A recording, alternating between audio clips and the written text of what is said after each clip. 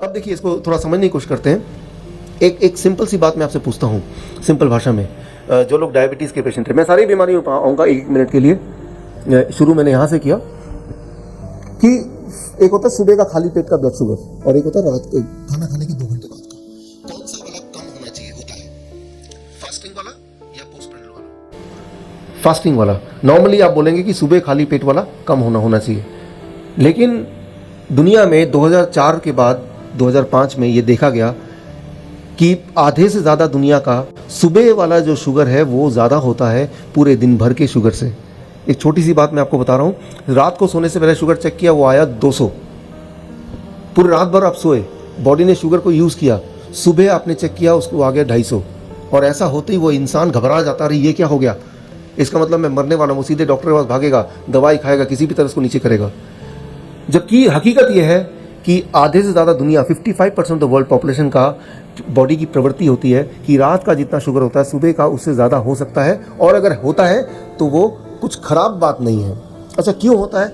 ये एक बहुत ही इंटरेस्टिंग बात है। सुबह जब आप उठते हैं तो आपका पेट खाली होता है, आपके अंदर एनर्जी नहीं, और खाना थोड़ी देर बाद खाएंगे, ब्रेकफास्ट करेंगे, लेकिन तब तक आप बहुत सारे काम निपटाना चाहते हैं। तो उठने से पहले आप में से काफ़ी सारे लोगों का ब्रेन, लिवर में बहुत सारा शुगर एनर्जी स्टोर होता है हमेशा। लिवर को ब्रेन बोलता है कि भाई ये आदमी उठने वाला सुबह सुबह, तो थोड़ा सा शुगर ब्लड में आप छोड़ दो ताकि उस एनर्जी को यूज़ करके अपने कुछ काम निपटा लेगा जब तक कि वो नाश्ता नहीं कर लेता। बोलने का मतलब ये है कि आपकी सहायता करने के लिए ब्रेन ने लिवर को कमांड दिया कि थोड़ा सा शुगर इसके ब्लड में डाल दो, जिसकी वजह से सुबह उठ के आपका शुगर हाई पाया गया, और लेकिन आप भ्रमित होके, कंफ्यूज होके ये सोच बैठे कि मैं तो डायबिटीज़ पेशेंट हूँ। तो आपका बॉडी सही काम कर रहा है, लेकिन आपको कंफ्यूज कर दिया गया। इस चक्कर में आपने दवाइयाँ शुरू कर दी और ज़बरदस्ती शुगर को कम करने की शुरुआत हो गई।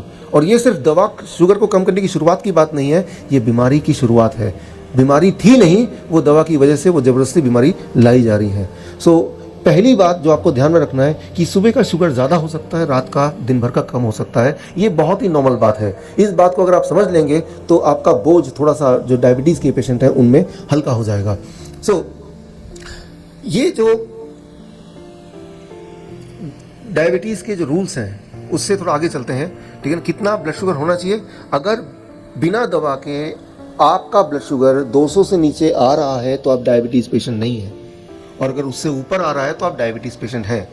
तो ऊपर अगर आ रहा है तो क्या हम करें आज ताकि कल से वो नीचे आ जाए, वो मैं आपको थोड़ी देर में बताऊंगा। एक छोटी सी बात मैं आपको बताता हूँ, जब भी सर्दी होती है या जब भी बुखार होता है या जैसे जैसे आपकी उम्र बढ़ती है, ये तीनों केसेस में, इन 3 समय में, जब सर्दी पड़ती है बहुत ज़्यादा, यहाँ तो बहुत सर्दी पड़ती है, जब बुखार हो जाता है किसी को, या फिर जब उम्र बढ़ जाती है, इन तीनों बातों में हमारा शुगर बढ़ जाता है 20%, 30%। उसे डायबिटीज़ नहीं बोलते।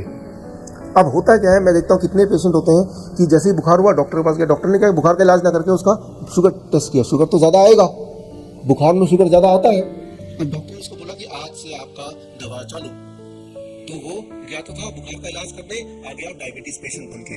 तो ये नॉलेज अगर आपके दिमाग में बैठ जाए तो कभी भी बुखार के वक्त अपना शुगर चेक करने की जरूरत नहीं है, क्योंकि वो ज्यादा आना स्वाभाविक है कि जब भी बुखार होता है तो बॉडी क्या करती है, सेल्स के अंदर शुगर ना भेज के वो ब्लड में ही रख देती है। ये बॉडी की अपनी प्रवृत्ति है, उसमें घबराने की जरूरत नहीं है। सो कुछ समय जब आप बहुत चिंता में होते हैं किसी भी वजह से, या बहुत घबराते हैं, उस वक्त क्या करता है, उस वक्त भी आपका शुगर थोड़ी देर के लिए बढ़ जाता है 300, 350, 400।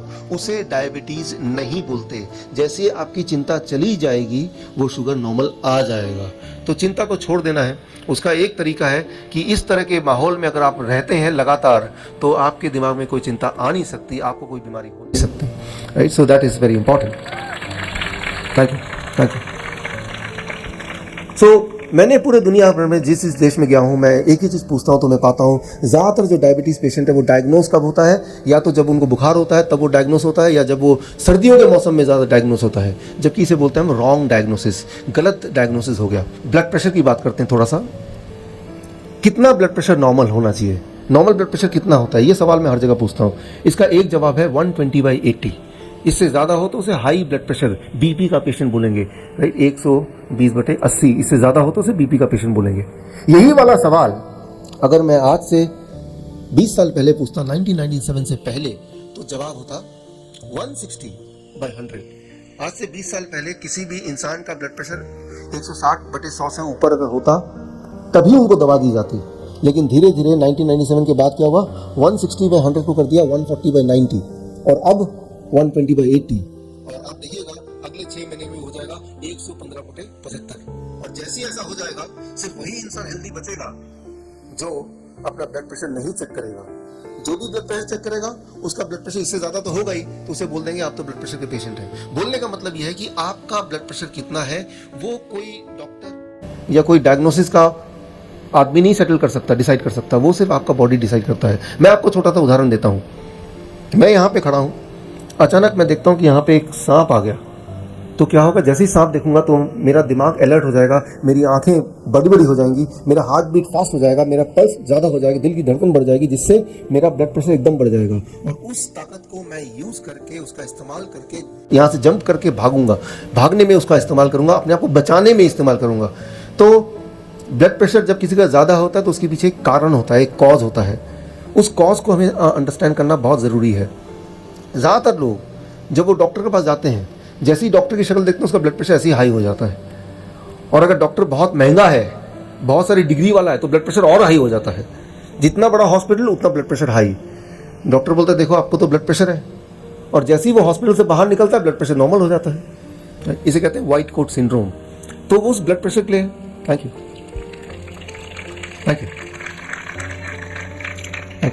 उस ब्लड प्रेशर के लिए आप जिम्मेवार नहीं है, वो डॉक्टर जिम्मेवार है। तो आप ब्लड प्रेशर के पेशेंट नहीं है। 80% जो ब्लड प्रेशर के पेशेंट हैं, अगर वो घर पे खुद ही ब्लड प्रेशर चेक करें तो वो पेशेंट नहीं पाए जाएंगे। 80% पेशेंट जो है, 80% पेशेंट। अब आजकल जब भी मैं जाता हूँ, सिर्फ भारत की बात नहीं कर रहा हूँ, जहाँ जहाँ जाता हूँ, डॉक्टर बोलता है कुछ भी कर लो, आपको 120/80 को मेंटेन करना ही करना है। इतना होना ही चाहिए, इससे ज़्यादा होगा तो हार्ट अटैक आ सकता है, ब्रेन स्ट्रोक हो सकता है, बहुत सारी चीज़ें हो जाएंगी। चलिए मैं आपसे एक सवाल पूछता हूँ, आपके शहर में जालंधर में अगर मुझे सेफली गाड़ी ड्राइव करनी है तो कितना स्पीड होना चाहिए? मान लीजिए कोई बोलेगा 30 km/h, कोई बोलेगा 50 km/h, कोई बोलेगा 20 km/h। मान लो मैं 30 km/h is a safe driving speed. मैं अपनी गाड़ी को इस तरह से फिट करता हूँ कि जब भी मैं स्टार्ट करूँ वो 30 km/h में ही चले, ना कम ना ज़्यादा। क्या ये सेफ ड्राइविंग स्पीड होगा? ये बहुत ही डेंजरस होगा। एज एन एक्सपर्ट ड्राइवर आपको पता है कि मौके को देख के, सराउंडिंग को देख के, कब कितना आपकी स्पीड होनी चाहिए आप डिसाइड करते हैं। वो लगातार बदलते रहता है, राइट। कभी जब ओवरटेक कर रहे हैं तो 100 की स्पीड भी करनी पड़ती है, कभी ज़्यादा भीड़ है तो 10 की स्पीड भी करनी पड़ती है। कोई एक स्पीड पे गाड़ी को रखना बहुत ज़्यादा खतरनाक है। ठीक उसी तरह से आपके जो ब्लड प्रेशर का कितना होगा किसी भी समय, वो बॉडी डिसाइड करती है आसपास के माहौल को देख के। मान लीजिए मैंने कुछ ऐसा किया अपने बॉडी के साथ, किसी के कहने पे कि ब्लड प्रेशर 120/80 होना चाहिए, तो मैंने कुछ ऐसा भिड़ाया, ऐसा जुगाड़ कि मेरा बॉडी का प्रेशर 120/80 रहने लगा। कुछ भी हो जाए चाहे, तो मेरा रिएक्शन कैसा होगा? मैं देखूंगा वहां सांप आ रहा है, लेकिन मेरा ब्लड प्रेशर कितना है? 120/80।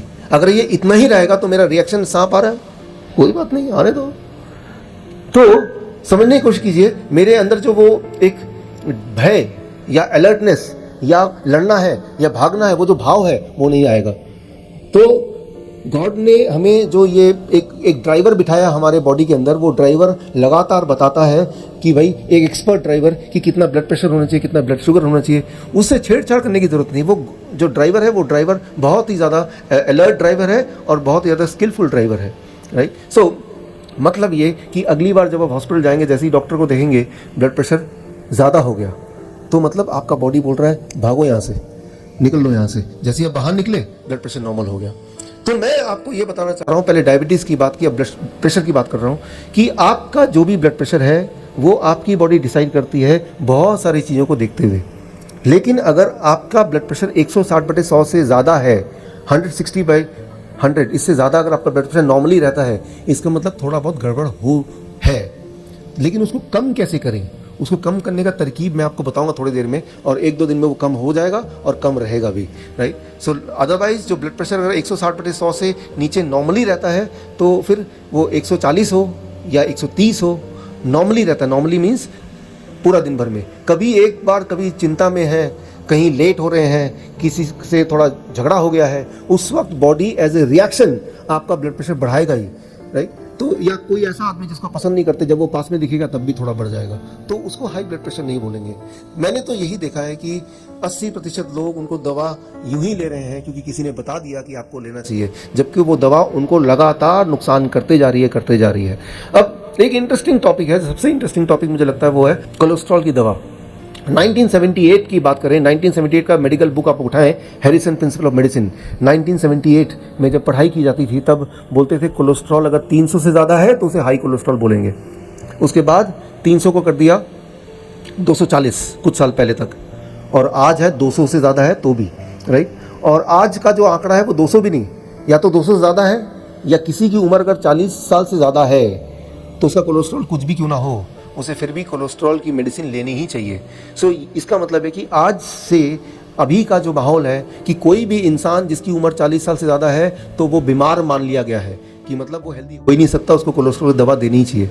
यहाँ मैं एक बहुत इंपॉर्टेंट बात बताना चाहता हूँ आपको, इसको समझने के लिए जस्ट एक एग्जाम्पल दे रहा हूँ आपको। अंडा एक माहौल में रहता है, एक टेम्परेचर में रहता है, कुछ समय बाद उसके अंदर से एक चिड़िया निकल जाती है।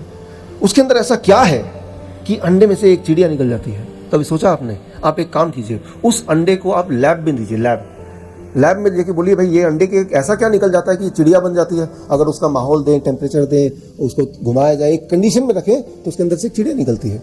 लेकिन ऐसा क्या है उसके अंदर? सबसे ज़्यादा क्या है, आपको हैरानी होगी, 68% जो उसके अंदर है एनर्जी, जिसकी वजह से वो जिंदगी बनती है, वो है कोलेस्ट्रॉल। कोलेस्ट्रॉल ना हो तो जिंदगी ना हो, राइट। सो कोलेस्ट्रॉल कोई ख़राब चीज़ नहीं है। आपके बॉडी में बाल लंबे होते हैं, स्किन बदलती है, नाखून बदलते हैं, खून भी हर 3-3 महीने बाद, 4-4 महीने बाद बदल जाता है, राइट। केमिकल रिएक्शन होते हैं। ऐसा कोई केमिकल रिएक्शन नहीं है, ऐसा कोई बॉडी का पार्ट नहीं है जिसके बनते वक्त कोलेस्ट्रॉल की ज़रूरत ना हो। ऐसा कोई अंग है ही नहीं, ऐसा कोई केमिकल रिएक्शन है ही नहीं। कोलेस्ट्रॉल नहीं तो जीवन नहीं, राइट। तो लेकिन हम क्या कर रहे हैं कि कोलेस्ट्रॉल की गोली खा के ज़बरदस्ती कोलेस्ट्रॉल को कम करने की कोशिश कर रहे हैं। आप गौर करेंगे, जो लोग आप में से कोलेस्ट्रॉल की दवा लेते हैं, दवा लेने के बाद क्या होता है? दवा लेने के बाद दवा लेने का सिलसिला शुरू हो जाता है। एक बड़ी अच्छी इंटरेस्टिंग बात है दवा बेचने वालों के लिए, कोलेस्ट्रॉल की दवा लेंगे तो कुछ दिन बाद ब्लड प्रेशर की गोली खानी ही पड़ेगी। कोलेस्ट्रॉल की दवा का साइड इफेक्ट है वो ब्लड प्रेशर बढ़ा देता है, और उसके कुछ दिन बाद डायबिटीज़ की दवा लेनी ही पड़ेगी क्योंकि उसका साइड इफेक्ट है वो शुगर को बढ़ा देता है। यानी कि आप एक दवा शुरू करते हैं, फिर 2, फिर 3, और ये तो नॉर्मल बात है हर एक के लिए। कोई भी इंसान आप में से ऐसा नहीं होगा जो सिर्फ एक दवा लेता हो। एक से शुरुआत होती है लेकिन वो बढ़ती जाती है।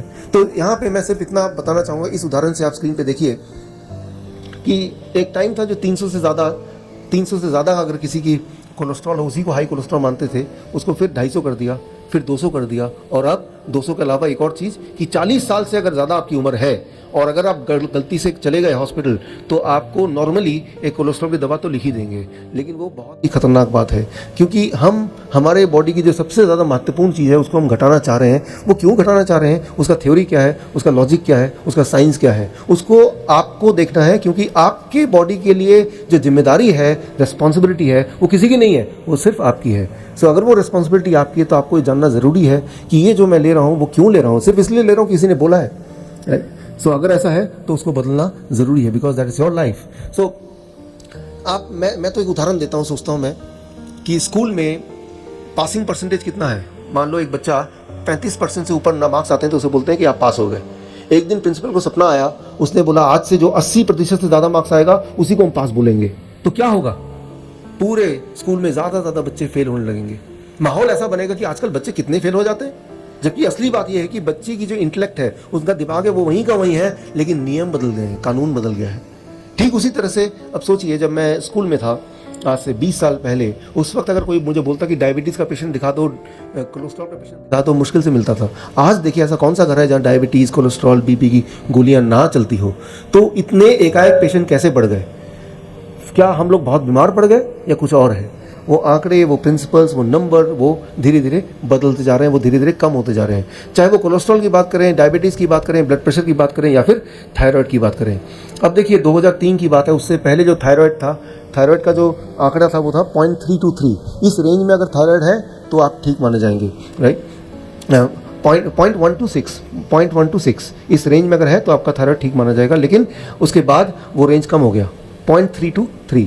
तो जैसे जैसे रेंज कम हो रहा है वैसे वैसे क्या हो रहा है, ज़्यादा से ज़्यादा लोग उस थायराइड की बीमारी के शिकार होते जा रहे हैं। थायराइड की बीमारी के नहीं, सही मायने में थायराइड की बीमारी का जो कॉन्स्पिरेसी उसका शिकार होते जा रहा है। मैं आपको उदाहरण देता हूँ। मान लीजिए आप फुटबॉल खेलते हैं और आप चाहते नहीं कि कोई आपको हराए, तो आप क्या कर रहे हैं, हर बार आप अपना जो गोल पोस्ट है उसको छोटा करते जा रहे हैं, छोटा करते जा रहे हैं। एक टाइम आएगा कि गोल पोस्ट इतना छोटा हो गया कि फुटबॉल के साइज से भी छोटा गोल पोस्ट है, तो कोई आपको हरा ही नहीं पाएगा, चाहे वो कितना बड़ा खिलाड़ी क्यों ना हो।